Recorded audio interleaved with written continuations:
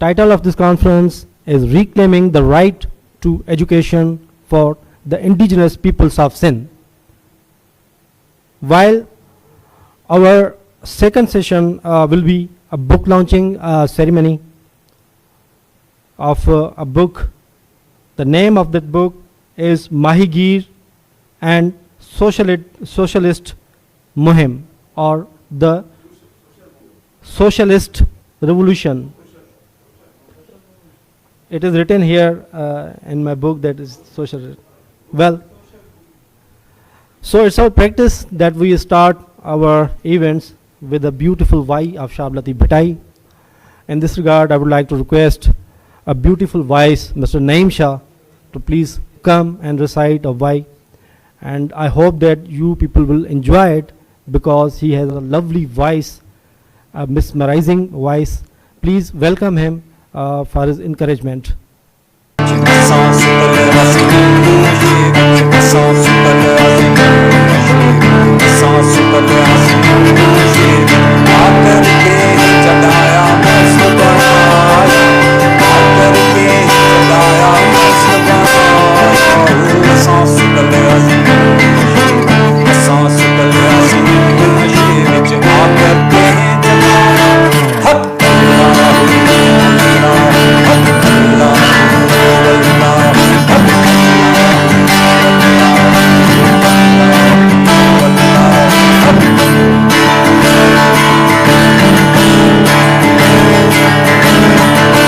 Now moving ahead formally, I would like to request my boss, Professor Dr. Riyaz Sheikh Saab, to come on the stage and welcome you all on behalf of Sindh Abhyas Academy and Social Science Department, Zavis University.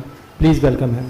जिस language में ॻाल्हाइणु खपे त असां सभिनी महिमाननि खे भलीकार चऊं था त सभु महिमान जेके आया ऐं हीउ जेको मौज़ू आहे मुंहिंजे ख़्याल तमामु अहम मौज़ू आहे छो त तारीख़ में जॾहिं असां चऊं था डेवलपमेंट जो प्रोसेस आहे या तरक़ी जो जेको अमल आहे उन में जेकॾहिं मक़ामी माण्हू पुठिते रहिजी वञे जो मतिलबु आहे उहा तरक़ी जो अमल बेमाना आहे जेसि ताईं आम माण्हू उन में भाईवार न आहिनि तेसि ताईं मुंहिंजो को फ़ाइदो कोन्हे ऐं चइबो आहे त तालीम जेकी आहे सभिनी खां अहम इदारो आहे जंहिंजे करे माण्हू अॻिते वधी सघे थो ऐं माशरे में ई जेकी अदम बर्दाश्त आहे या रकाशी आहे जो ख़ात्मो आणे सघिजे थो त इन में जेकॾहिं का ऑर्गेनाइज़ेशन कमु करे थी त मुंहिंजे ख़्याल में वॾो कमु थी करे ऐं ख़ासि तौर ते जेकॾहिं तालीम असांजो आइन बि चए थो इंटरनेशनल लॉज़ बि चवनि था UN कन्वेंशन भी चवन था त तालीम इंसान जो बुनियादी हक़ आहे ऐं दुनिया के केतरे मुल्कनि में त तालीम जेकी आहे लाज़मी थी वई आहे असांजे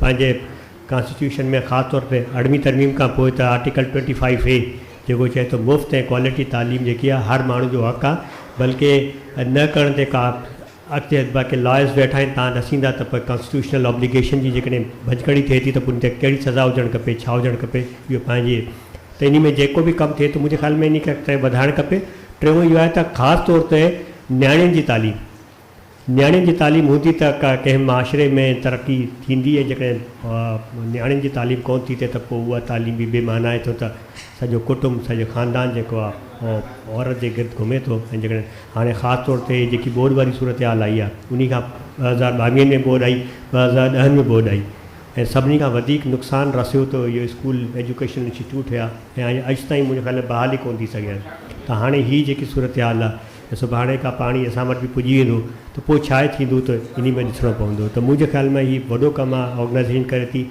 एज़ अ यूनिवर्सिटी असांजो कमु इहो ई आहे त रिसर्च कयूं रिसर्च में जेके सवाल अचनि जेके बुनियादी क्वेश्चन अचनि उन्हनि ते रिसर्च कजे त असांजो एजुकेशन डिपार्टमेंट बि आहे जेको इन ते कमु करे थो कुझु शयूं अॻिते वधायूं था ऐं ख़ासि तौर ते सिंध अभ्यास अकेडमी जेकी आहे असांजी जेको इंस्टीट्यूट ठहियो 2012 में त ख़ासि तौर ते फोकस इहो कयूं था सिंध जी हिस्ट्री सिंध जो कल्चर ऐं बाक़ी जेके पहलू उन्हनि ते कमु था कयूं त उन जे कंटिन्यूटी में इहे इवेंट थियनि था ऐं इहो तव्हांजे साकार सां इवेंट थिए थो त इनशाला हीउ जेको अॼोको इवेंट आहे कराइतो थींदो कुझु शयूं साम्हूं ईंदियूं त मिली करे वधाईंदासूं ऐं दर असांजा खुलियल आहिनि जेॾी महिल बि तव्हां अचो हाज़िर हो जेके असांजे वस में हूंदो कंदासूं तव्हां सभिनी जी महिरबानी Request Mr.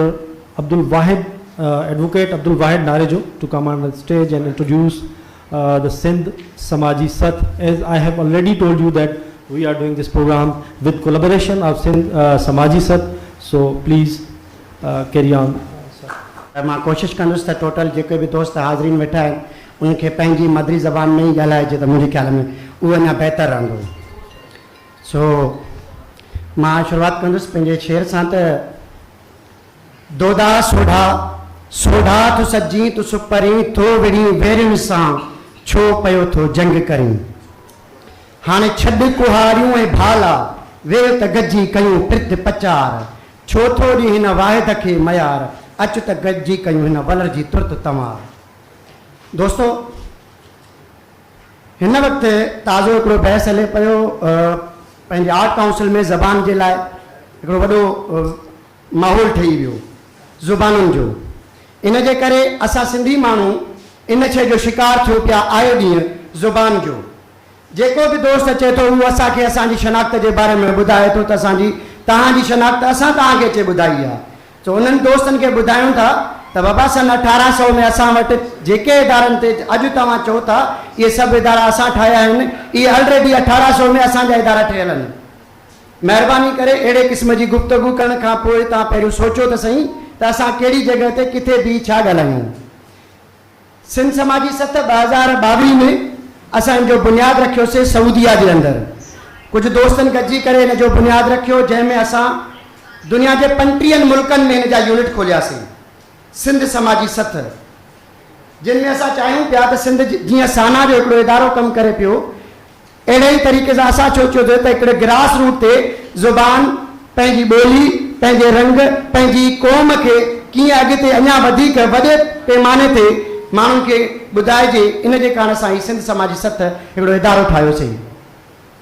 2023 में असांजो दोस्त शम्स जोयो साहब हिन इदारे जो चेयरपर्सन चूंडियो वियो।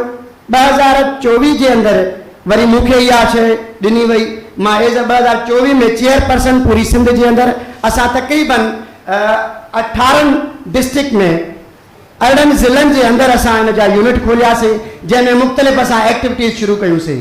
मुंहिंजी क़यादत में सभिनी दोस्तनि तमामु बहितरीनु कमु कयो जंहिंमें असां ताज़ती मेड़ाका एजुकेशनल कॉन्फ्रेंसिस ऐं मुख़्तलिफ़ असां स्कूल जी विज़िट कईसीं ऐं असां हिन जो जेको पहिरियों सेशन हुयो इंडिजन्स पीपल्स जो उहो असां कयोसीं इब्राहिम हैदरी में ऐं तमामु वॾे पैमाने ते इब्राहिम हैदरी जे अंदरि असां सां जनाब सुहेल जामोर साहब सपोर्ट कयो, साईं यूनिस शान साहब वेठो आहे असां साम्हूं, इन दोस्त सां सपोर्ट कई, अदी बल्कीस उस्मान साहब वेठी आहे उन सां सपोर्ट कई ऐं हीउ इदारो मुसलसल स्कूल्स जे बारे में कमु करे पियो। ॿ हिकिड़ा स्कूल हुया इब्राहिम हैदरी में जेके इलियास ॻोठ ऐं रेडी ॻोठ में, उहे कन्वर्ट थी उन में टोटल जेके टीचर हुया उहे उर्दू स्पीकिंग टीचर अची चुका हुया ऐं बिल्डिंग जा नाला बि चेंज थी विया। असां दोस्तनि सां मिली करे उते एफर्ट्स वरितासीं, ख़तो किताबत कई अथई सेक्रेटरी खे, उहे साॻा वरी सिंधी स्कूलनि में ॿार वरी सिंधी टीचर घुराए करे असां वरी उनखे साॻियो पंहिंजे पुराणे ई सिलेबस ते खणी आयासीं। सो इहो नंढो हिकिड़ो असांजो इनिशिएटिव हुयो ऐं हिन साल 2025 जे अंदरि असां सिंध समाजी सत खे रजिस्टर्ड कराए प्रॉपर तरीक़े सां नई बॉडी जो असां ऐलान कयो आहे जंहिंमें गुलाम नबी मक्सी साहब असांजो हिन 2025 जो चेयरपर्सन आहे। शुक्रिया सां सभिनी दोस्तनि जी महिरबानी। रिक्वेस्ट चेयरमैन सिंध समाजी सत mister Ghulam Nabi Maksi sahab to come on the stage. Share किया तो फाइनल थॉट्स लिखी है। So, ladies and gentlemen, estimate educators, community leaders, and honors guests, Assalamu alaikum and welcome. We gather here today not merely for a conference, but for transformative dialogues, a collective call to action to retain what is rightfully ours, the right to education for indigenous community, indigenous people in Sindh. This right is not a privilege, it is a promise enshrined in Article 14 of United Nations Declaration on the Right of Indigenous People, which affirm that indigenous people have the right to establish and control their institutions. providing education in their own language and in way that reflect their culture, methods, teaching and learning. This is Article 14 of UN Resolution for Indigenous People. Yet, despite the global commitment, story in Sindh is different.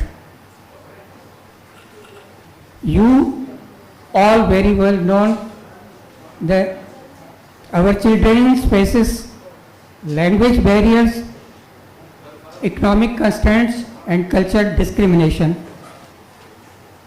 Schools in remote area lack basic infrastructure, curricula, ignore our tradition, and our voices are often silenced in classroom that should celebrate in their own language. जॾहिं असां सिंधी में पंहिंजे class में ॻाल्हायूं था त असांखे जेको आहे मुख़्तलिफ़ क़िस्म जा मौक़ थियनि था, जोक थियनि था, त इनखे जेको आहे असांखे कंसीडर कयो. This conference is our response. It is declaration that education justice. We have topics like education justice must begin with culture recognition. When you don't recognize our culture, then you did not justice with our education. The mother tongue education is not a luxury, it's a necessary. The reviving Sindhi schools is not Nasrullah, it's survival. We will hear from the students who speak from the heart of their heritage.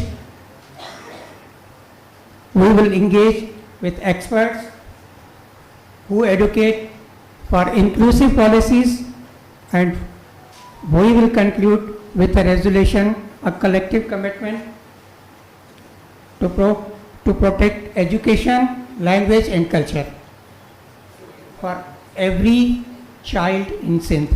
I would adding the every indigenous child in Sindh.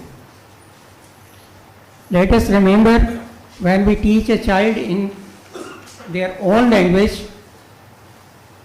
we do more than educate. We empower, we heal, we restore dignity. So I invite you all, educators, policy makers, activists and community members, to join hands in this moment. Let us shape a future where every child in Sindh learn not in fear or silence, but in pride and understanding. Together we claim the right to education. Together we protect the soul of Sindh. Thank you. तो ये किताब जो मेरे हाथ में आप देख सकते हैं, माही गीत और सोशल मूवमेंट, क्योंकि ये किताब उर्दू में लिखा गया है, इसलिए अब उर्दू में ही इस पर बातचीत करेंगे. इन दिस रिगार्ड मैं रिक्वेस्ट करूँगा समी मेमन साहब को प्लीज़ स्टेज पर आएँ.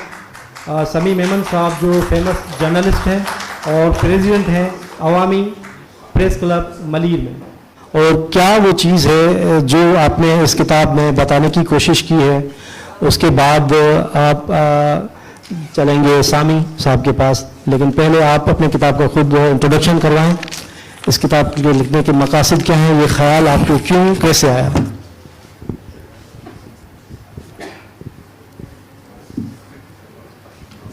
शुक्रिया. सबसे पहले तो मैं शुक्रगुजार हूँ सिंध समाजी सत बेस्ट और ख्याल में सिंध इतिहास अकेडमी का कि उन्होंने ये मौका फराहम किया है. और सबसे पहले जो इसकी लॉन्चिंग है यहाँ इसकी जो रोनुमाई है यहाँ हुई है, और ज़ाहिर ये बड़ा इदारा है तो खुशी की बात है. किताब के हवाले से जैसे आपने कहा माहीगीर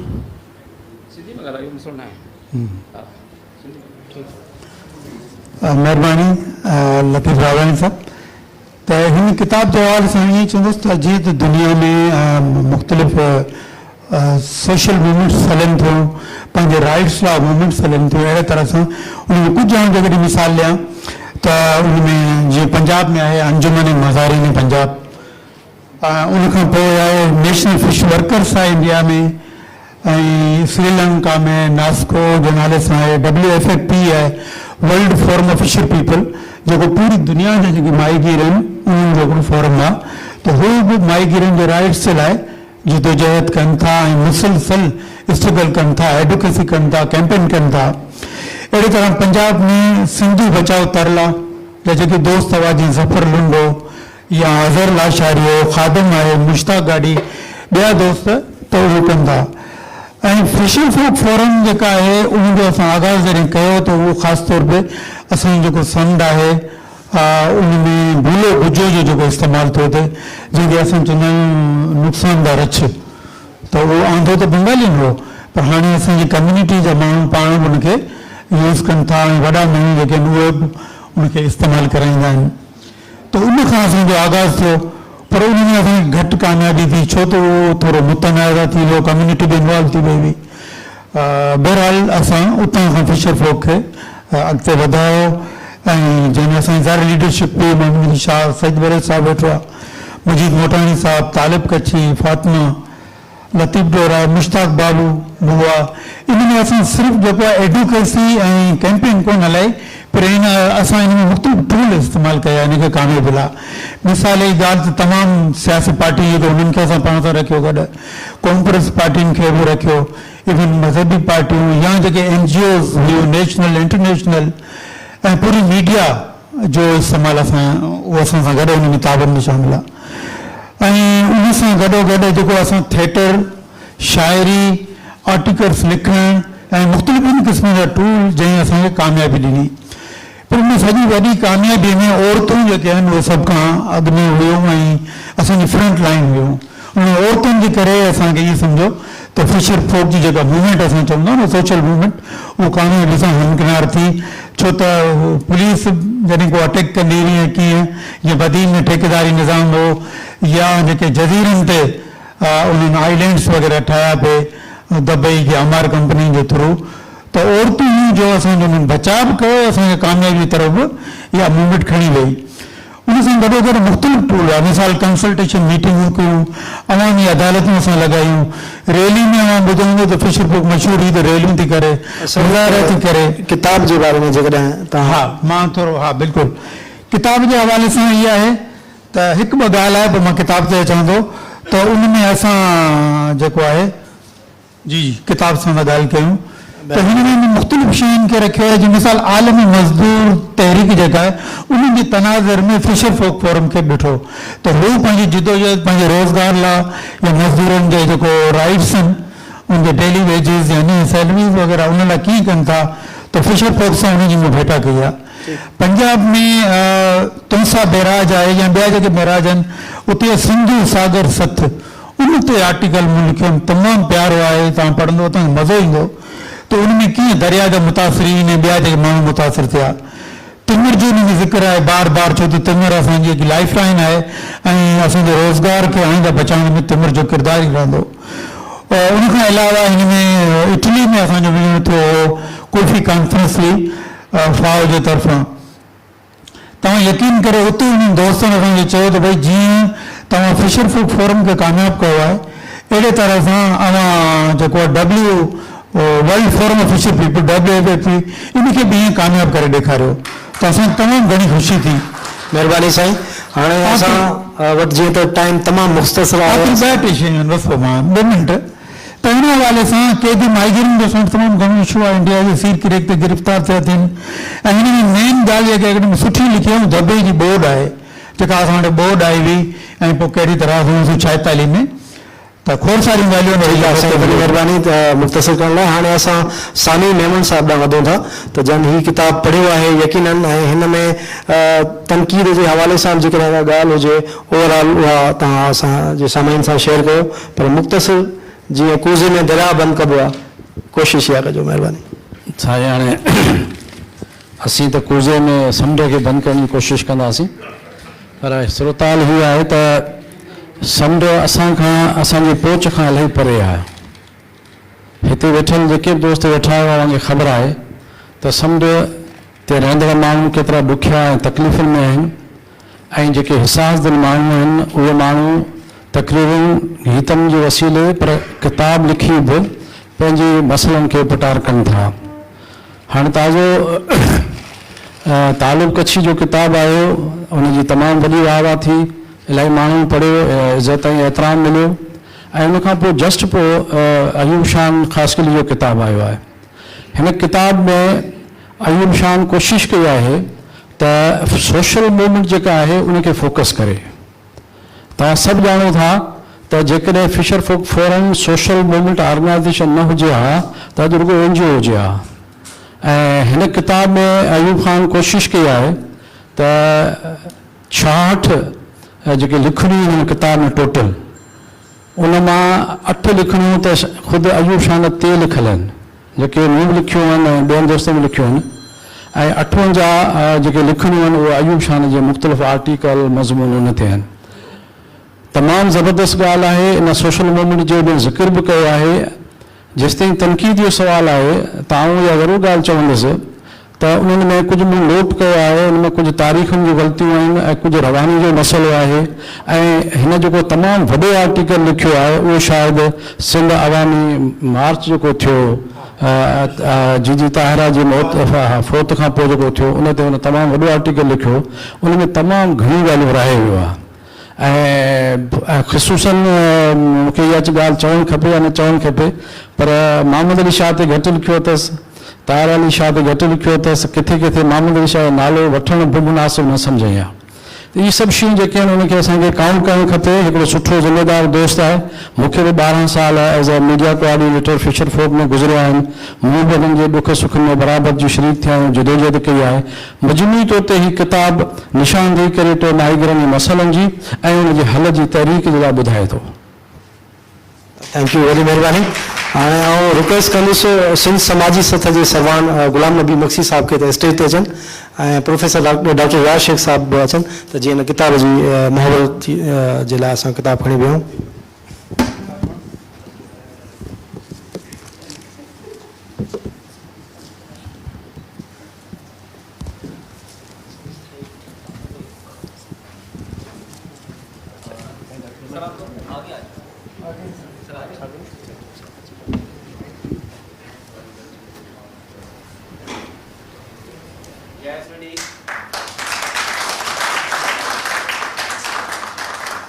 First of all, I would like to say you a welcome, and I will move towards Professor Ejaz Qureshi Sahab to tell us the importance of mother tongue and what's the importance of mother tongue in education and which language a student should read or study primarily.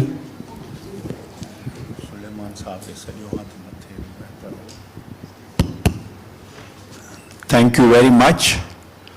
I am really pleased to see many friends in this seminar, and I am really thankful to Ghulam Nabi Maqsi Sahab and his Samaji Sat, Dr. Sai. Sindhi में ॻाल्हायूं? अच्छा, चङो साईं। ऐं सभिनी दोस्तनि जूं महिरबानियूं जेके हिते गॾु थिया आहिनि ऐं तमामु सुठा सुठा दोस्त असांजूं भेणूं हुते वेठियूं आहिनि ऐं तमामु ख़ुशी जी ॻाल्हि आहे जो अॼु ही जेको सेमिनार आहे इहो गुलाम नबी साहब ऐं अमीन जो साहब ऐं असांजो दोस्त ॿिया जेके आया आहिनि गॾिजी सिंध जे तालीम जे हवाले सां। एक्चुअली मां पंहिंजो पेपर अंग्रेज़ीअ में लिखी आयुसि, पहिरीं ईअं ई तय थियो हो ऐं अंग्रेज़ीअ में ई थोरो असांजी हूअ थी वई आहे ॻाल्हाइण ॿोलाइण में जेका असां उहो इश्यू खे वधीक बहितर सम्झाए सघण लाइ हिन इश्यू जे अॻु में तय हुजे हा त पोइ ॿी ॻाल्हि हो, ॿी ॻाल्हि हुई। पर बहरहाल मां हीअ जेका अधी वेठी आहे हिते जंहिं आख़िर में इहो ॻाल्हायो उनजी खे ई मां बहितरीनु ॻाल्हि सम्झां थो।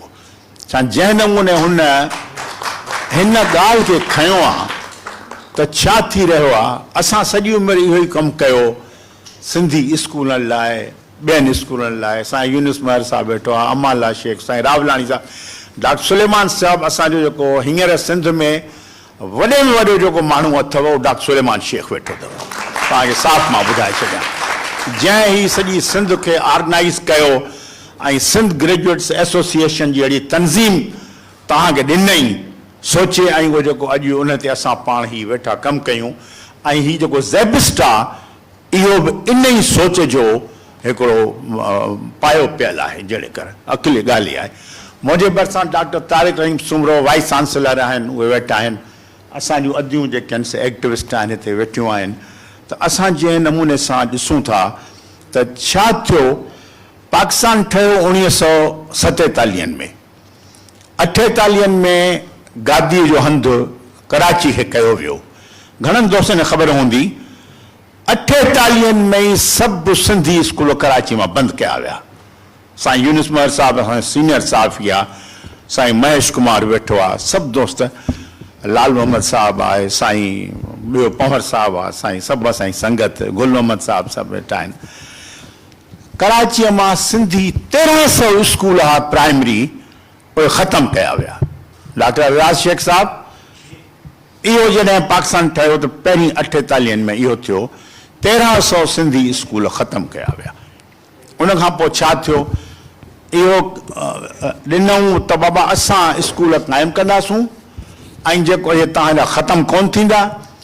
सिंध यूनिवर्सिटी जेका अर्ली 47 में क़ाइमु थी हुई, उनखे 51 में ख़तमु करे वापसि मोकिलियो वियो ऐं हिते कराची यूनिवर्सिटी ठाही वई। माना सिंधी माण्हू जो जेको बुनियादु हिते हुयो, हाणे त चवनि था साईं जेको हीउ आहे इहो बिज़नेसमैन कहिड़ो साईं महेश साहिबु ॿुधाईंदो, चए थो त बाबा कराची हुई कोन, असां हितां खणी आयासीं, कुझु कोन हो हिते, नालो चए विसरियो थो वञे, हा न न अहमद शाह न, हा शब्बर ज़ैदी। हाणे शब्बर ज़ैदी साहिबु जेको आहे सो असांजे धरतीअ जो मालिक आहे, उहो तो असांखे चवे त बाबा जेको आहे सो कराची हुई कोन, सिंधी हुआ ई कोन, असां खणी आयासीं, इहे जेके जबल पाणी सभु असांजे बाबनि ॾाढनि आंदा, पोइ त असां त तबाह बर्बाद थी वियासीं, सिधी सही ॻाल्हि आहे, असां वटि कुझु कोन हो। ॻाल्हियूं घणियूं आहिनि, ॻाल्हियूं करण लाइ हिते 2-3 कलाक वठी सघजनि था, पर बहरहाल असुल ॻाल्हि आहे तालीम जी, त असांजी यूनिवर्सिटी हितां ख़तमु कई वई, स्कूल बंदि कया विया। हींअर हालत इहा आहे त सिंधी मीडियम स्कूल जेके आहिनि से कोन्हनि। मां हिकिड़ो 8-10 सुफ़नि जो पंहिंजो पेपर लिखी आयो आहियां। अयूब ख़ान अचे थो, अयूब ख़ान जी मार्शला लॻे थी, मार्शला में टिक्को ख़ान, टिक्को जंहिंखे चवंदो आहे खाईंदा आहियूं पाण टिक्को, उहो टिक्को ख़ान जेको आहे हिते मुल्क जो थी आयो, सिंध जो सरबराह, चई बाबा सिंधी स्कूल बंदि कयो, नो सिंधी स्कूल इन सिंध, ख़तमु। उहा बंदि कया विया। पोइ गौर कयो माण्हुनि, उन में मख़तूम तालुनवाला, ग़ुलाम रब्बानी आगरो, इब्राहिम जोयो, शेख हयाज़, 2-3 ॿिया माण्हू गौर थियो। पोइ आख़िर उहो झेड़े करण खां पोइ वरी सिंधी स्कूल बहाल थिया। उनखां पोइ जेको आहे सो अहिड़े नमूने सां त उहे सभु ॻाल्हियूं थियूं मार्शला जे करे, कहिड़े नमूने सां असां जेको आहे अचूं था। वरी जॾहिं 55 में वनियूट थो ठहे, वनियूट में सिंध सां कहिड़ी तादी थिए थी, सभु स्कूल बंदि, सभु कॉलेज बंदि, का यूनिवर्सिटी कान्हे। देयर इज़ नो यूनिवर्सिटी इन सिंध इन 1955।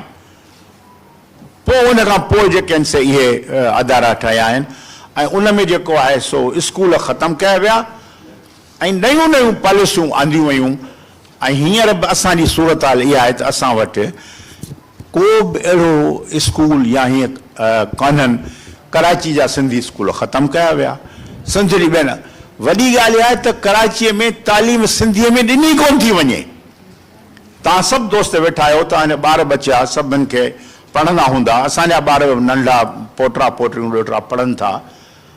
को स्कूल कोन अथव कराचीअ में सिंधी। हे अधी वेठियूं आहिनि असांजूं टीचर्स आहिनि न सभु जेके जिन सां तारीफ़ थियो अॼु सुबुह जो, त असां इहो सूरत हाल अथव असां सां।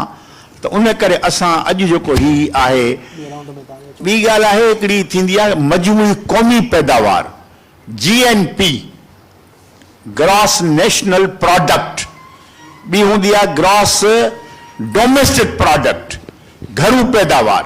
ये इकोनॉमिक्स जा अंग अखर आहिनि जेके तव्हांखे ॿुधाइनि था त घणो। मिसाल 1000 रुपयो सम्झूं था GNP आहे, 1000 मां 100 रुपयो ख़र्च थिए थो सिंध जे सिंधी स्कूलनि ते, 900 रुपया ॿिए हंधा ख़र्च थियनि, त 100 रुपये में तव्हांखे छा मिलंदो? कुझु कोन मिलंदो। त अहिड़े नमूने सां ग्रॉस नेशनल जेको क़ौमी मजमूई पैदावार आहे, क़ौमी घरू पैदावार आहे, जेके इहे इकोनॉमिक्स जा टर्म्स आहिनि, त उन्हनि में तव्हांखे नज़र कुझु न ईंदो। त इहे सभु शयूं जेके आहिनि असां इहे ख़ुदि असां न कयो आहे कमु, ही सर्वे या जेके रिपोर्टूं आहिनि इहे पंजाब जी हुकूमत, वेस्ट पाकिस्तान हुकूमत, पाकिस्तान हुकूमत जा अंग अखर आहिनि। एजाज़ कुरैशी जा कोन्हनि, मुंहिंजा कोन्हनि, डॉक्टर सुलेमान जा कोन्हनि, अमाला जा कोन्हनि, अदी निज़ाम जा कोन्हनि। उहे अंग अखर असांखे उतां मिलिया आहिनि, असां उहे कोट था कयूं पिया। गुलाम नबी मंगसी साहिब जॾहिं मूंसां मिलियो, मुंहिंजी ताज़ी मुलाक़ात आहे, पर जंहिं जज़्बे सां ही शख़्स मूं वटि आयो मुंहिंजे घर आई रावलानी साहिबु, त मूंखे ॾाढी ख़ुशी थी त असां वटि अहिड़ा माण्हू बि आहिनि जेके अॼु बि सोचीनि था ऐं अञा सोचण जो तमामु घणो असांखे करणु घुरिजे, बल्कि असांखे कमु करणु घुरिजे। असां वटि अमीन जोयो ऐं साईं ॿियो जो छा आहे सारंग जोयो या ॿिया जेके नौजवान वेठा आहिनि, असांजी अदियुनि खे अॼु मूं चयो त थोरो तव्हां वधीक हिन ते महिनत कयो। त हाणे इहे जेके अंग अखर असां वटि पिया आहिनि, ही मूं वटि जेके अंग अखर आहिनि 5-6 सुफ़नि ते, इहे सभु अंग अखर हुकूमत पाकिस्तान जा आहिनि। इन में सिंध जी ॿेड़ी ॿुॾल आहे, सिंध में तालीम कान्हे, सिंध जी तालीम खसी वई आहे, का शइ हिते मौजूदु न आहे। इन करे ही जेके सेमिनार आहिनि इहे असां हिन सेमिनार जे ज़रिए घुर था कयूं हुकूमत खां त बाबा सिंधी माण्हुनि सां ज़्यादतियूं बंदि कयो, सिंधी माण्हुनि खे पंहिंजा हक़ ॾियो ऐं असांखे तालीम ॾियो, असांजा स्कूल ॾियो। ऐं असां इहो प्रोग्राम ठाहियो आहे मंगसी साहिब सां, रावलानी साहिब सां, त असां हर 3 महीने सिंध जे ॿोली, सिंध जे अदब, सिंध जी तालीम, सिंध जे स्कूलनि खे असां खणी इहे सेमिनार सरकार ताईं लिख पढ़ कंदासूं। ऐं कोशिशि असांजी इहा रहंदी, ऐं आऊं तमामु घणो थोराए थो आहियां ज़ेबिस जो ख़ासि तौर ते, रियाज़ शेख साहिबु वेठो आहे ऐं ज़ेबिस जा जेके ही आहिनि मदारुल मुहाम, उन्हनि खे बि शाबाश आहे, thanks to them that they have allowed us to hold this kind of seminar. त असां हिन नमूने सां इहो कयो आहे। त मां सम्झां थो त अॼु ॿियूं ॻाल्हाइण वारियूं घणियूं आहिनि, ॿिया बि घणा आहिनि, साईं तारिक साहिब बि आहे, पर असां सम्झूं था त गुज़िरियल 70 सालनि में सिंधी ॿोलीअ खे कराचीअ में ख़तमु कयो आहे, सिंधी स्कूल ख़तमु थिया आहिनि। इन करे let us rebegin, let us start new. You have a guide, Dr. Suleiman Sheikh, sitting here. You have other friends, you have Tariq Rahim, you have many people. Let's come together and think about that and decide. जेको कुछ करे सघूं था पाण, हुकूमत न कंदी मदद साईं, हुकूमत ते न भाड़ियो, भली पीपल्स पार्टी हुकूमत हुजे, पीपल्स पार्टी जो अदारो आहे, सभु कुझु आहे, हुकूमत ते कुझु न भाड़बो, पंहिंजो पाण ते भाड़बो, पंहिंजी महिनत कंदासीं। थैंक यू प्रोफेसर साहब, महिरबानी। वरी तव्हां अचो था, ॿियो क्वेश्चन तव्हां कंदासीं।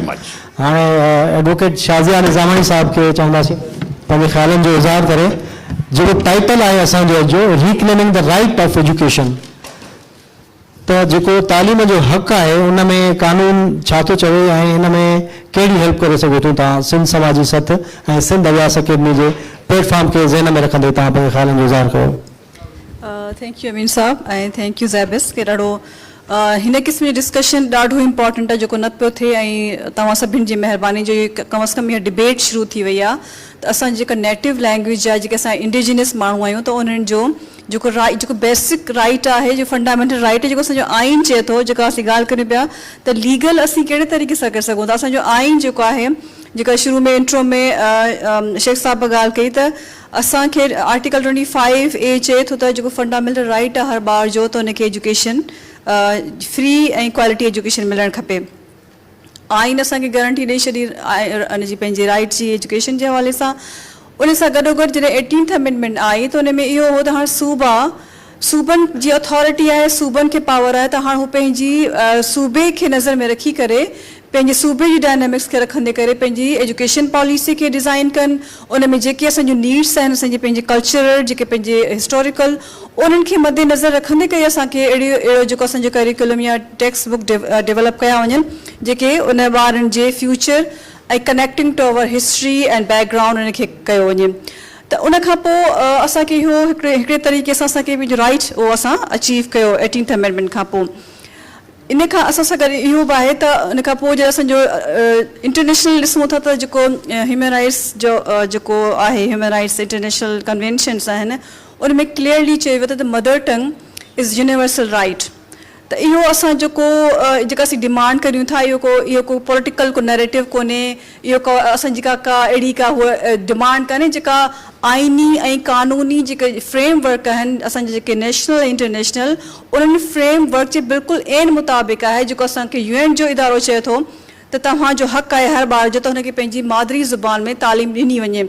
बल्कि यूनेस्को जी रिपोर्ट आई हुई काफ़ी साल पहिरीं, उनमें क्लियरली हिकिड़ी रिसर्च रिपोर्ट शेयर कई वई त उहे ॿार जिन खे पंहिंजी नेटिव लैंग्वेज में, पंहिंजी इंडिजिनस लैंग्वेज में, पंहिंजी मदर लैंग्वेज में, पंहिंजे होम लैंग्वेज में पढ़ायो थो वञे, उन्हनि जी जेका परफॉर्मेंस आहे उहा तमामु बहितर आहे उन्हनि ॿारनि जी जेके बायलिंगुअल या मल्टीलिंगुअल उन सिस्टम में पढ़नि था या अहिड़ी ॿोली में पढ़नि था जेका हुन लाइ मतिलबु उन्हनि जे घरनि में नथी ॻाल्हाई वञे, उनजे आसपास नथी ॻाल्हाई वञे। ऐं उन्हनि इहो बि चयो त जेको ड्रॉप आउट रेशियो आहे स्टूडेंट में उन जे करे वधीक आहे, त छाकाणि त उन जंहिं ज़बान में पढ़नि था उन सां हू फैमिलियर न आहिनि, हू कंफर्टेबल न आहिनि, हू सोचे नथा सघनि उन में। जॾहिं सोचे नथा सघनि त शयुनि खे कंप्रीहेंड नथा करे सघनि, उन खां गॾोगॾु हुनखे हू पंहिंजे पाण खे हुन सां अलाइन नथा करे सघनि। त हाणे इहे जेके असीं ॻाल्हियूं करियूं पिया त भई असांजो जेको जॾहिं बि असां डिमांड कंदा आहियूं त सिंधी ॿोली असांजी जेको तारीख़ी तौर ते ॾिसूं, छाकाणि टाइम घटि त हिस्टोरिकली त ॾाढो हुन में टाइम हलियो वेंदो, पर इहो क़ानूनी जेको उहो तव्हांजी 18th अमेंडमेंट में असां वटि अची वई आहे। हाणे असांजो इहो रोल ठहे थो त असां इहा डिमांड करियूं त असांखे पंहिंजे कुझु वक़्त में इहो थियो त एजुकेशन मिनिस्टर सरदार शाह साहब इन खे बाक़ाइदा कंहिं तरीक़े सां कोशिशि कई हुई त जेके कराची में सिंधी स्कूल आहिनि उन्हनि खे उहे सिंधी पढ़ाइनि। ऐं कुझु विच में हुननि स्टार्ट बि कयो, जीअं मुंहिंजी नंढड़ी हिकिड़े कॉन्वेंट स्कूल में वञे थी त उन में कुझु सिंधी स्टार्ट कई वई, कुझु पढ़ाइण अगेन उहा रोमन सिंधी में पढ़ाई वई, पर असां चयो त ठीकु आहे स्टार्ट आहे, थी सघे थो हुन में कुझु रिफॉर्म्स अचनि, कुझु बहितरी अचे, पर अगेन वरी उहा बंदि थी वञे। कॉन्स्टिट्यूशन छा थो चए मैडम, इहो असांजे सामाइन खे ॿुधायो। कॉन्स्टिट्यूशन जेको मूं ॻाल्हि कई त 18th अमेंडमेंट खां पोइ क्लियरली चए थो त तव्हांजी जेके सूबा, बल्कि तव्हांखे पढ़ी ॿुधायां त तव्हांखे उन में क्लियरली इहा शइ लिखियलु आहे आफ्टर 18th अमेंडमेंट त जेके सूबा आहिनि दे हैव गिवन राइट, त उहो कहिड़े तरीक़े सां पंहिंजी जेका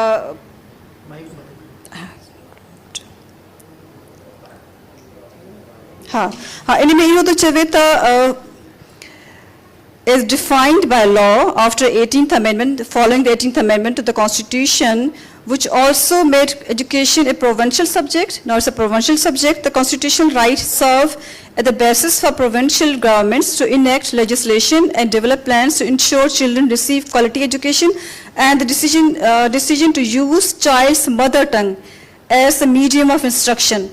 So, clearly we have now a legal right, constitutional right in our 18th amendment. The हाणे असांखे पंहिंजी मदर टंग में असांजी पंहिंजी जेका इंडिजिनस लैंग्वेज आहे उहो बाय कॉन्स्टिट्यूशन बाय लॉ असांजो राइट ॾेई चुको आहे। हाणे असां हिन राइट खे इन्वोक करियूं, इन राइट खे इस्तेमालु करियूं, डिमांड करियूं, लॉबिंग करियूं, थोरो प्रेशर बिल्ड करियूं त असांजो इन राइट खे इम्प्लीमेंट कयो वञे। थैंक यू तव्हां ॾे वरी अचूं था। हाणे असां वधूं था मैडम शहरबानू काका ॾांहुं। मैडम शहरबानू काका कराची वटि आहे ऐं हुन पंहिंजी समूरी ज़िंदगी जेका कराची में एजुकेशन सां ई वाबस्ता रही आहे, त इन पस मंज़र खे ख़ासि तौर ते कराची में कीअं ॾिसो था तव्हां एजुकेशन जो स्टेटस, ऐं तव्हां पंहिंजो एक्सपीरियंस बि हुन में शेयर कयो, मिसाल ॾेई भली। महिरबानी अमीन। मां ज़ेबिस्ट जेका मुंहिंजी अल्मा मेटर आहे, मां 2020 में एजुकेशनल लीडरशिप एंड मैनेजमेंट में हितां ई MS कई आहे। ॾाढी ख़ुशी थी ज़ेबिस्ट वारनि ऐं सिंधी समाजी सत वारनि मूंखे मौक़ो ॾिनो त हिन फोरम ते ॻाल्हायां, ॾाढी ख़ुशी थी। मां पंहिंजो तारीफ़ करायां त मुंहिंजी प्राइमरी एजुकेशन कराची जे लियारी जे हिकिड़े नंढड़े स्कूल में थी, जिते हाणे शॉपिंग प्लाज़ा ठही वियो, उहो स्कूल जेको आहे सो ॿिए पासे शिफ्ट थी वियो। ऐं ॿिए पासे जॾहिं स्कूल शिफ्ट थियो त कैंपस स्कूल जे नाले सां उन स्कूल जी तख़्ती ख़तमु कई वई। कैंपस स्कूल में हिकिड़ी कैंपस ठाही वई जंहिंमें 8-10 मॉर्निंग जा, 8-10 इवनिंग जा, आफ्टरनून जा स्कूल जेके आहिनि उहे मर्ज कया विया। प्राइमरी एजुकेशन मुझे माई सकीना स्कूल में थी, वरी सेकेंडरी एजुकेशन मुझी जेका थी सो वली मोहम्मद हसन अली बगदादी थाने जे पुठियां लियारी में स्कूल आहे उतां थी। 1990 में जॾहिं सिंध मदरसत इस्लाम में प्राइमरी स्कूल खोलियो वियो साईं एस.एम. यूसुफ साहब जे ज़माने में, त मां उते फाउंडिंग टीचर हुयुसि सिंध मदरसे जे गर्ल्स सेक्शन में। प्राइमरी सेक्शन 1990 में खोलियो वियो। उन ॿारनि खे मां सिंधी पढ़ायो। असांजो वाइस प्रिंसिपल हूंदो साईं इस्माइल जलवाणी साहब, उनजी कोशिश हुई त ॿारनि खे सिंधी बहितर पढ़ाइजे। हलंदे हलंदे सिंध मदरसे में 4 सालनि खां पोइ मुंहिंजी लेक्चरशिप थी वई, मां उतां हली वियसि।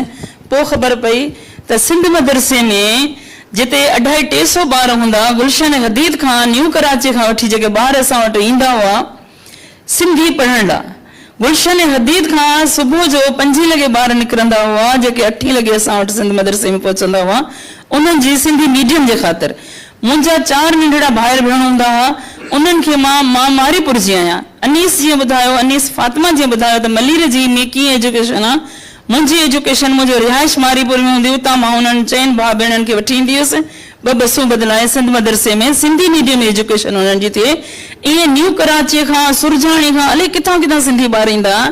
मुंहिंजे उतां निकिरण खां पोइ अनफॉर्चुनेटली कुझु अहिड़ी चेंजिस आयूं जे सिंध मदरसे खे हिकिड़ो Sindhi proper medium of instruction वारो स्कूल जेको प्राइमरी हो उनखे ख़तमु करे उर्दू मीडियम इंग्लिश मीडियम कयो वियो।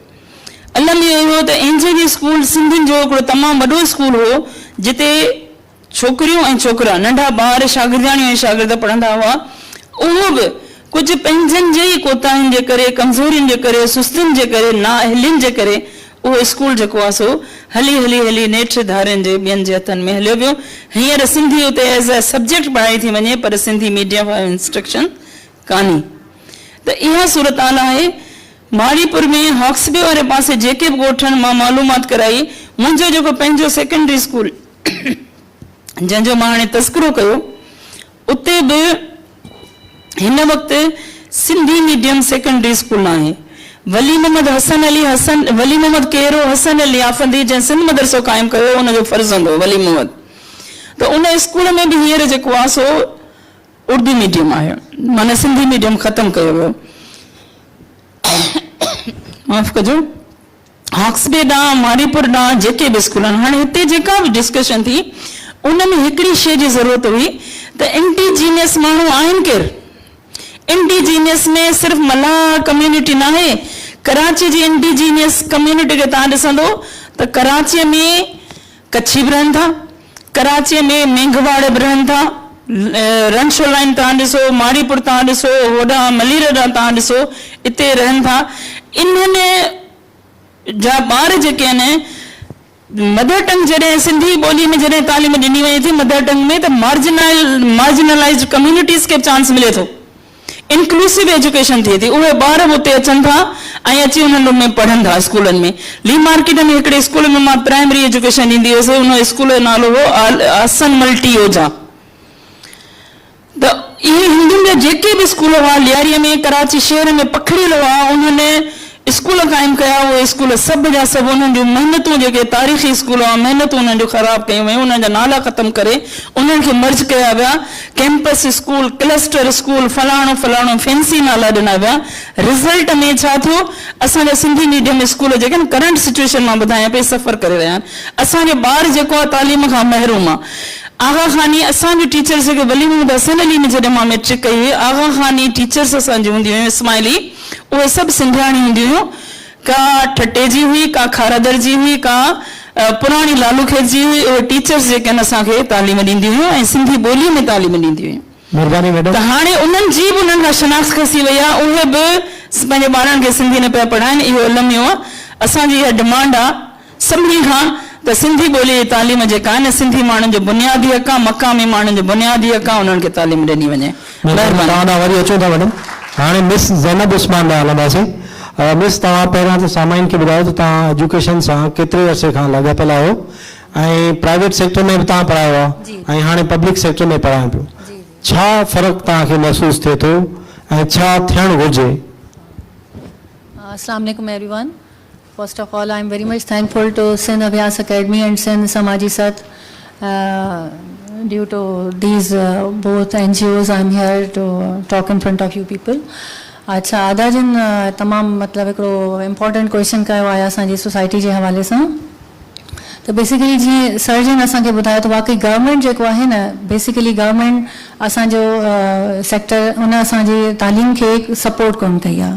गवर्नमेंट सेक्टर में मॉनिटरिंग प्रॉपर कोन्हे, प्रॉपर रिसोर्स मटीरियल्स कोन्हनि, ऐं काफ़ी लैकिंग्स आहिनि असांजे गवर्नमेंट सेक्टर जे हवाले सां. ख़ासि तौर ते non coherent policies for the Sindhi schools specially, उहो बि मतिलबु असांखे मेन जेको आहे असांजी गवर्नमेंट जेको आहे उहो इग्नोर करे छॾियो आहे सिंधी मीडियम स्कूल्स खे स्पेशली. ऐं ॿियो वरी सोशल इफेक्ट अचे थो. सेकेंडली त पेरेंट्स जेके आहिनि न उहे प्रिफर कनि था उर्दू मीडियम या इंग्लिश मीडियम स्कूल्स में पंहिंजे ॿारनि खे एडमिशन जे लाइ, उहो मतिलबु सिंधी मीडियम खे. इन जे लाइ वरी असांखे थोरी अवेयरनेस ॾियणी पवंदी आहे as a teacher, as a social person, त उन्हनि खे असां थोरो अवेयर कयूं त तव्हां जेको आहे न बेसिकली जेका मदर टंग आहे उनखे प्रिफेयर कयो.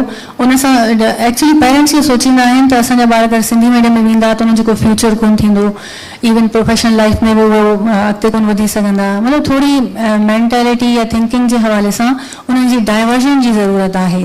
थोरी काउंसलिंग या थोरी अवेयरनेस पेरेंट्स खे ॾिनी वञे.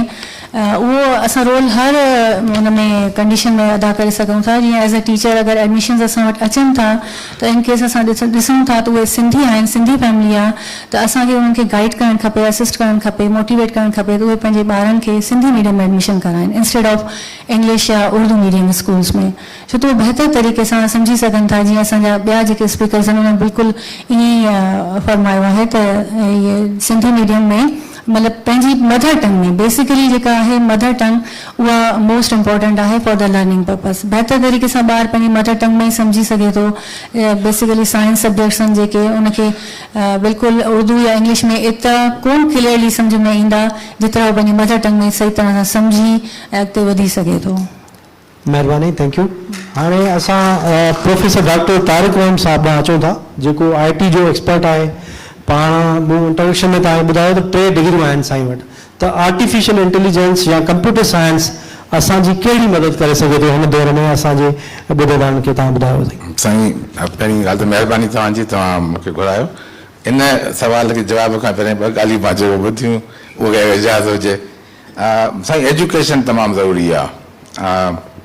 मां 1970 में पैदा थियुसि, polio with both hands and both legs.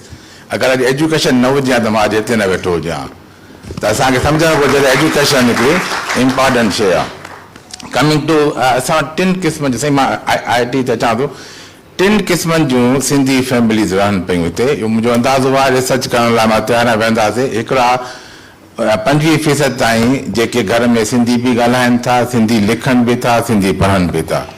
तक़रीबन 25% जेके न सिंधी ॻाल्हाइनि था, न सिंधी लिखनि था, न सिंधी पढ़नि था. ऐं 50% उहे आहिनि जेका ॻाल्हाइनि ज़रूरु था, लिखण पढ़ण में को मसइलो आहे.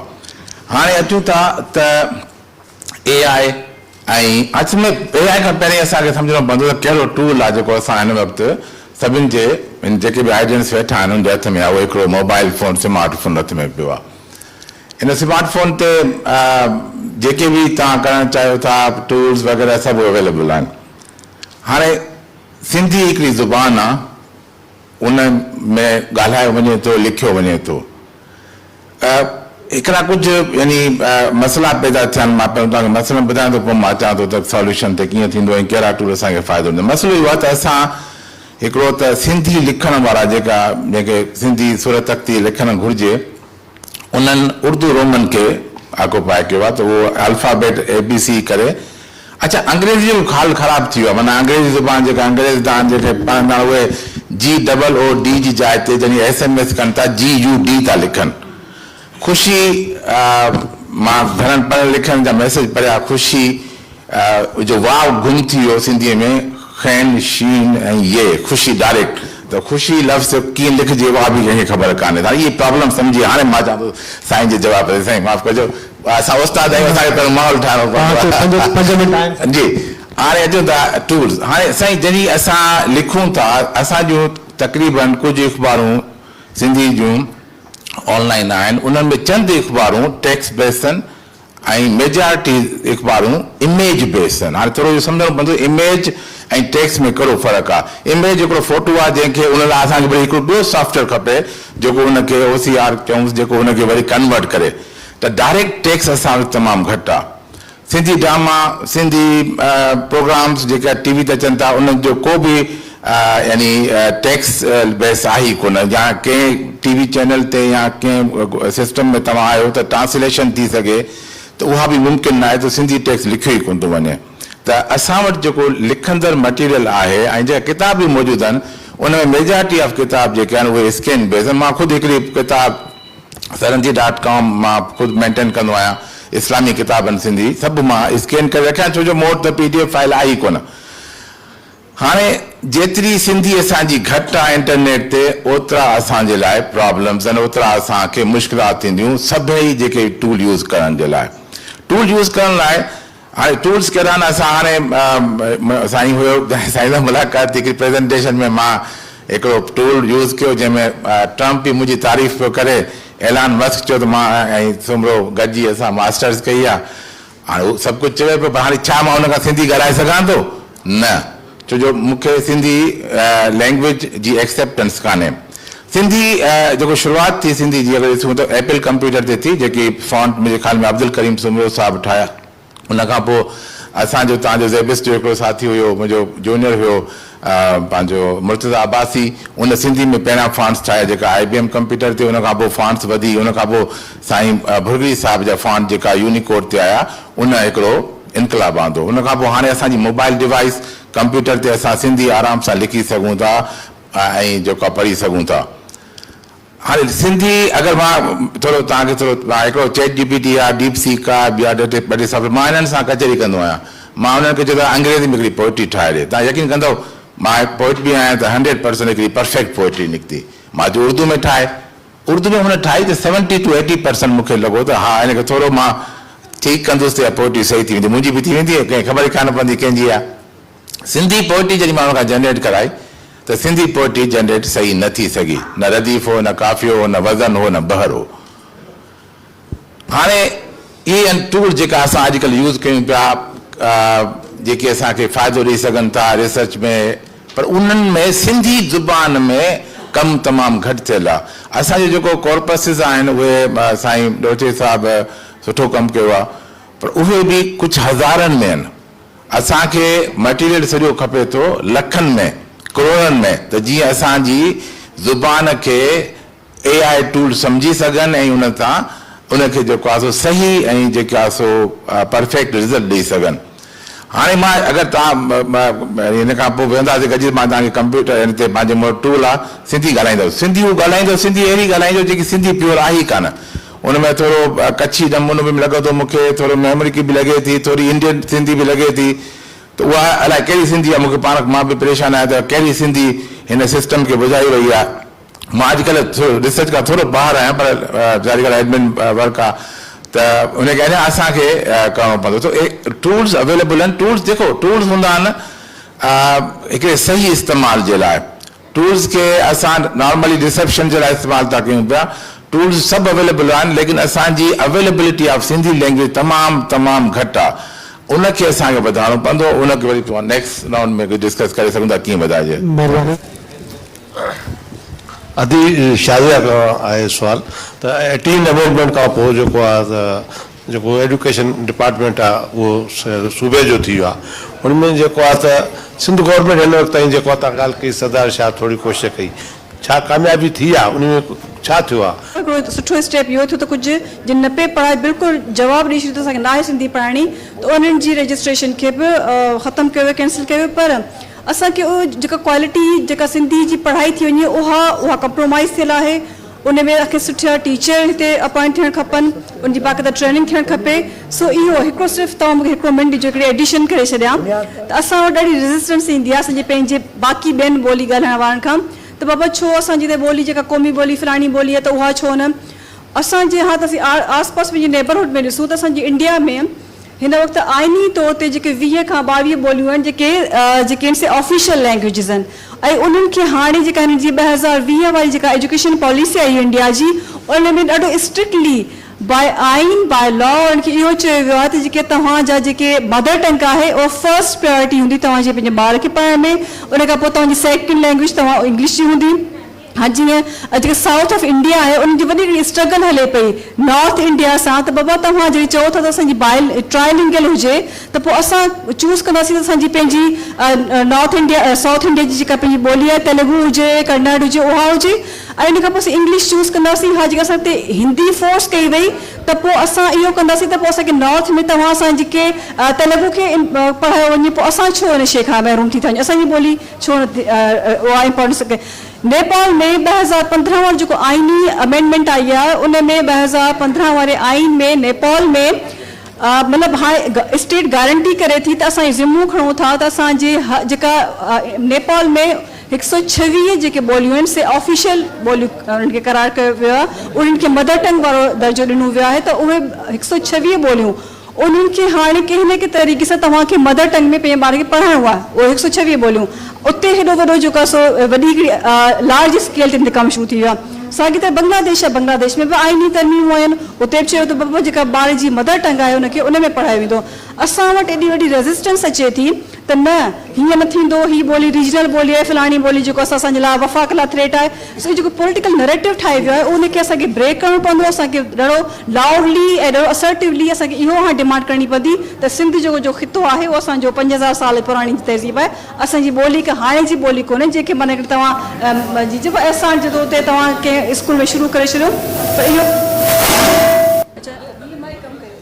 हेलो एवरीवन, मुंहिंजो नालो मोहम्मद अमार आहे ऐं मां हिकिड़ो नंढो पॉलिटिकल एक्टिविस्ट आहियां, बाय प्रोफेशन प्रैक्टिसिंग वकील आहियां। बदकिस्मती सां मूं साईं एजाज़ साहब जी ॻाल्हि ॿोल कोन ॿुधी सघी। मुख़्तसर आउं इहा ॻाल्हि करणु चाहींदुसि ऐं जेके बि पैनलिस्ट वेठा आहिनि मुंहिंजो सभिनि खां इहो सुवालु आहे त असांखे बुनियादी तौर ते आहे कैंसर, त उन जी असां जेको आहे पेन किलर त कैंसर जो इलाजु कोन थो करे सघे थो, ठीकु आहे हिकिड़ी ॻाल्हि इहा। त रिक्लेम जेको असां कयूं था उहो कंहिंखां कयूं था पिया, असां कयूं था स्टेट खां, ऐं स्टेट असांजी क़ौमी ॿोली खे क़ौमी ॿोली जो दर्जो ॾियण लाइ तयार ई न आहे, ऐं इहा असां सभु ज़िम्मेवारी विझूं था पिया पंहिंजे पेरेंट्स ते त हू जेको आहे सिंधी ॿोली खे जेको आहे पढ़ाइनि। बुनियादी मां सम्झां थो त मसइलो इहो आहे त सिंधी ॿोली खे क़ौमी ॿोली तसवुरु कयो ई नथो वञे, ऐं 6वीं तरमीम ते लॉबिंग थिए थी पई, 7वीं तरमीम ते लॉबिंग थींदी, लेकिन बिलावल भुट्टो या पीपल्स पार्टी या ॿियूं राइट विंग जूं जेके पॉलिटिकल पार्टीज़ आहिनि उहे छो कोन थियूं लॉबिंग कनि इन बुनियाद ते त सिंधी ॿोली खे क़ौमी ॿोली जो जेको आहे दर्जो ॾिनो वञे। साईं ॻाल्हि तव्हांजी बिल्कुलु सही आहे, तव्हां तमामु तुज़ हिकिड़ो सुवालु आहे जेको तव्हां कयो आहे, असां सभु सम्झूं था, पर इहा असांजी बदकिस्मती आहे। जे तव्हां ख़ुदि चयो हिन मुल्क में नथा असांजी ॿोली रिकग्नाइज़ कनि, या ॿियूं जेके क़ौमुनि जूं ॿोलियूं आहिनि जिन 5 क़ौमुनि जे बुनियाद ते ही मुल्क ठहियो आहे, उहो ॿियनि दुनियावी मुल्कनि में ईअं कोन्हे। असां वटि इहा हिकिड़ी ज़्यादती आहे, ऐं असां छा था करे सघूं। हाणे हिते चवणु घुरिजे या न चवणु घुरिजे, इहो आहे हिकिड़ी वेड़, ॿियो को तरीक़ो न आहे। जेको तव्हां पंहिंजे हक़ वठणु चाहियो था त हक़नि लाइ स्ट्रगल करणी पवंदी, there is no other way out, you have to go for a struggle.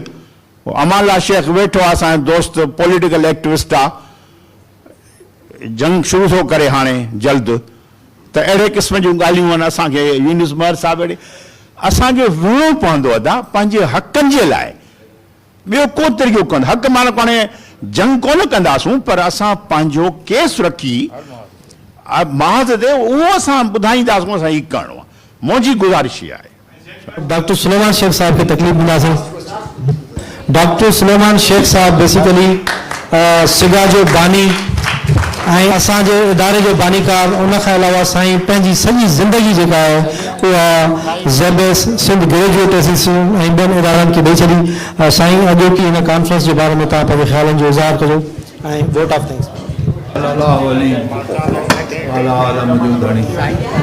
Qadir पंहिंजी कुदरत सी क़ाइम आहे क़दीम, वाली वाहिद वहदहू राज़िक़ रब रहीम, सो सारायां सचो धणी चई हमद हकीम, करे पाण करीम जोड़ूं जोड़ जहान जूं।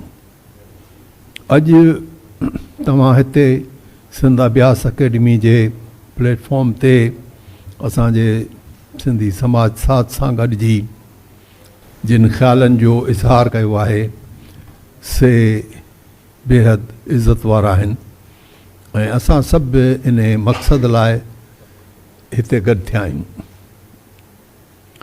सिंधी ॿोली न आहे सिर्फ़ु सकाफ़त आहे, तमदुन आहे, तारीख़ आहे। ऐं ॿी ॻाल्हि त जेकॾहिं जेको माण्हू चवे थो त सिंधी पढ़ण जो फ़ाइदो कहिड़ो आहे, उनखे शायदि इहा ख़बर कान्हे त शाह लतीफ़ दुनिया जो वॾे में वॾो शाइर आहे। ऐं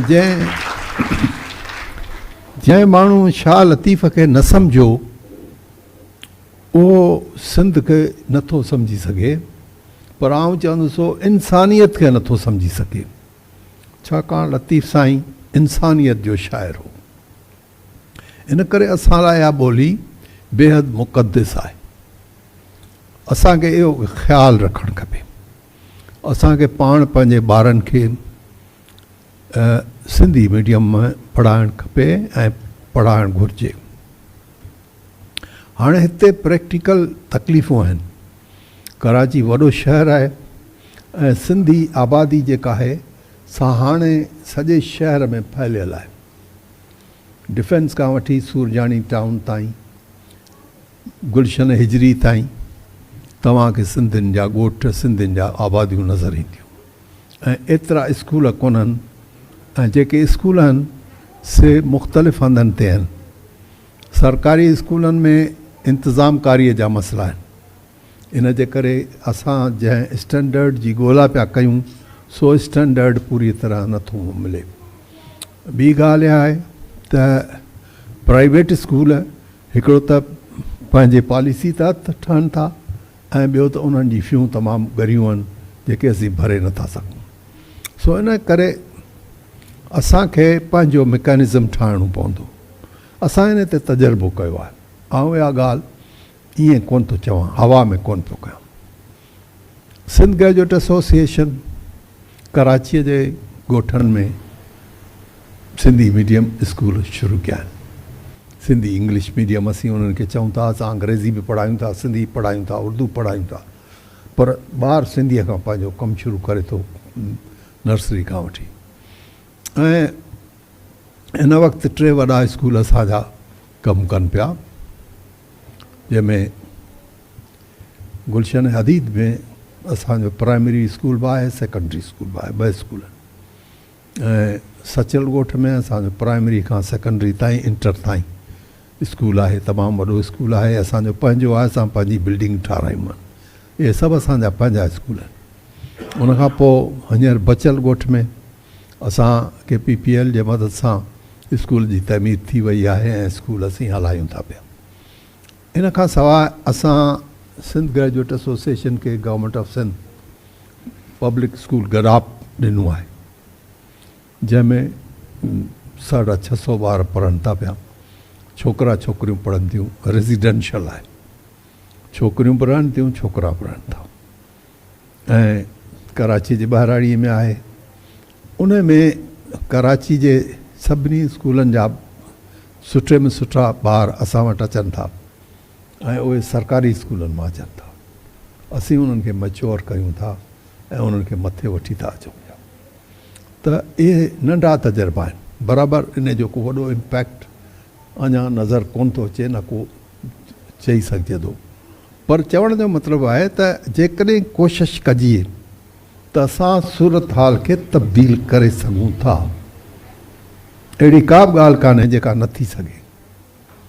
ही जेके प्राइवेट स्कूल हलनि पिया, इहे त प्राइवेट इदारा, प्राइवेट माण्हू क्रिएट कया आहिनि। असीं हेतिरा माण्हू जेके हिते कराचीअ में आहियूं, उन में को बि अहिड़ो इदारो कोन्हे, को बि अहिड़ा माण्हू कोन्हनि जो पंहिंजा प्राइवेट इदारा शुरू कनि। जीअं मूं अर्ज़ु कयो, असां पंहिंजे नंढड़ियुनि कोशिशुनि सां 3 स्कूल हिते शुरू कया आहिनि, त इहे स्कूल वधी सघनि था ऐं हर इलाइक़े में खोले सघिजे थो।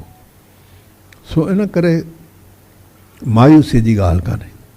ख़ुशी जी ॻाल्हि इहा आहे त अॼु जेके बि हिते दोस्त जिन बि पंहिंजे ख़्यालनि जो इज़हार कयो, उन मां इहा ॻाल्हि साबित थी त असांखे इहो अहसासु आहे त असांजी तालीम पुठिते वञे पई। इहो इम्पॉर्टेंट आहे, इहो तमामु पॉज़िटिव आहे। अहसासु हुजणु पहिरीं यानी सूद ज़िया जो जानकारी थिए पई, असां पुठिते वञूं पिया, इहो अहसास ई जेसि ताईं क़ौम खे न ईंदो तेसीं अॻिते वधण लाइ कोशिशि न कंदो। ऐं हाणे असांखे अॻिते वधिणो आहे। असां ॾियारी में कोशिशि कयूं पिया त कुझु स्कूलनि खे अडेप्ट कयूं ऐं उन्हनि में उनखे पंहिंजे नमूने सां सपोर्ट कयूं। त इहो सॼो जेको कारोबार आहे सो हिकिड़ो वक़्तु तलब ऐं महिनत तलब आहे, जेको असां पंहिंजे तौर ते कयूं पिया, पर ॿिया इदारा बि करे सघनि था, हर को करे सघे थो, जेको जिते आहे उहो करे। इहा बि ॻाल्हि चइबी त असांजो उस्तादु जेको आहे, मुअज़्ज़िज़ उस्तादु, जंहिंजे लाइ बेहद घणी इज़त आहे, उन ॿहिराड़ियुनि में पंहिंजो कम में ग़फ़लत कई आहे, जंहिंजे करे असांखे अॼु ई ॾींहुं ॾिसणा पिया पवनि। जेकॾहिं ईअं न आहे तंहिं हूंदे बि तव्हां हींअर बि ॾिसो त जेके क़ौमी सतह ते मुक़ाबले जा इम्तिहान थियनि था, उन में असांजा ॿार केतिरी हद ताईं अॻिते वधिया आहिनि ऐं तमामु वॾा वॾा मिसाल साम्हूं आहिनि, जंहिंमें सॼे पाकिस्तान मां CSS में पहिरियों नंबर सिंध जो ॿहिराड़ी जो ॿारु आयो आहे। अहिड़ा मिसाल मौजूदु आहिनि। त ईअं असांखे मायूस थियण जी का ॻाल्हि कान्हे ऐं न वरी असीं इन ॻाल्हि ते मायूस आहियूं त असीं सिंधी आहियूं। असांखे फ़ख्र जी ॻाल्हि आहे त असीं सिंधी आहियूं, छाकाणि त असां वटि शाह लतीफ़ थियो, जंहिं असांखे अलाह जी सुञाणप ॾिनी। सो इन करे असां इन रोशन हिकिड़े ख़्याल सां अॼोके हिन शाम जो इख़्तिताम था करियूं त असीं गॾिजी करे पंहिंजे घरनि में, पंहिंजे मुआशरे में सिंधी ॿोली खे वधाईंदासीं ऐं हिन जी तालीम खे अॻिते वधाईंदासीं। ऐं आऊं सभिनी असांजे मुअज़्ज़िज़ पैनलिस्ट जो थोराइतो आहियां, सिंध समाज साथ जो थोराइतो आहियां, जिन हिते ही इजलास करायो। सिंध अभ्यास अकेडमी जो मक़सदु ई सिंध खे सम्झणु ऐं सिंध ते ॻाल्हाइण जो आहे। हीउ जेको इदारो ज़ाबिस्ट क़ाइमु कयो आहे, तंहिंजो मक़सदु ई इहो आहे। हिन जी लाइब्रेरी आहे, तव्हां उहा इस्तेमालु कयो। असांजा ई ॿ दोस्त जेके सारंग ऐं अमीन हिते हूंदा आहिनि, जेके तव्हांखे ॿुधाईंदा त हिते छा छा थिए थो पियो। उनखां पोइ असां वटि हफ़्तेवार शाह लतीफ़ ते जेको सो बहस बि थींदो रहंदो आहे, मुख़्तलिफ़ बैतनि ते ऐं मुख़्तलिफ़ सान्याह ते ॻाल्हि ॿोल थींदी आहे। सो इन करे इहे नंढियूं कोशिशूं आहिनि, पर असांखे यकीन आहे त इहे जेका नंढड़ी शमा असां रोशन कई आहे, उन जी रोशनी सॼी सिंध खे रोशन कंदी। वॾी महिरबानी तव्हां।